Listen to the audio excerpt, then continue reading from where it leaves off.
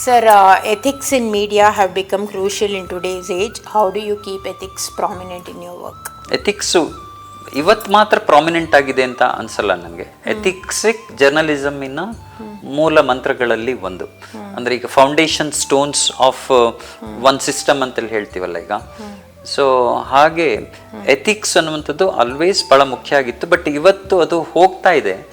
ಅದು ಹಲವಾರು ಕಾರಣಗಳಿಗೆ ಇರ್ಬೋದು. ಅಂದರೆ ಒಂದು ಪ್ರೊಪಗೆಂಡ ನ್ಯೂಸ್ಗಿಂತನೂ ಹೆಚ್ಚಾಗಿ ಇದನ್ನು ತಮ್ಮ ಉಪಯೋಗಕ್ಕೆ ಬಳಸ್ಕೊಳ್ಳುವಂತಹ ಪಾರ್ಟಿಗಳು, commercial organisations, criminal organisations, criminal setups, ಇವರೆಲ್ಲರೂ ಮಾಧ್ಯಮವನ್ನು ಇವತ್ತು ತಮ್ಮ ಫ್ರಂಟ್ ಆಗಿ ಬಳಸ್ಕೊತಾ ಇರೋದ್ರಿಂದ ಅವರು ಜನರಲ್ ಎಕ್ಸೆಪ್ಟೆಡ್ ಮೀಡಿಯಾ ಎಥಿಕ್ಸನ್ನು ಫಾಲೋ ಮಾಡಲ್ಲ. ಅವರು ತಮಗೆ ಬೇಕಾದಕ್ಕೆ ಏನು ಬೇಕೋ ಮಾಧ್ಯಮ ಧೋರಣೆಯನ್ನು ಅನುಸರಿಸ್ಕೊಂಡು ಹೋಗ್ತಾ ಇದ್ದಾರೆ. ಹಾಗಾಗಿ ಅಲ್ಲಿ ಎಥಿಕ್ಸ್ ತುಂಬ ವೀಕ್ ಆಗ್ತಿದೆ.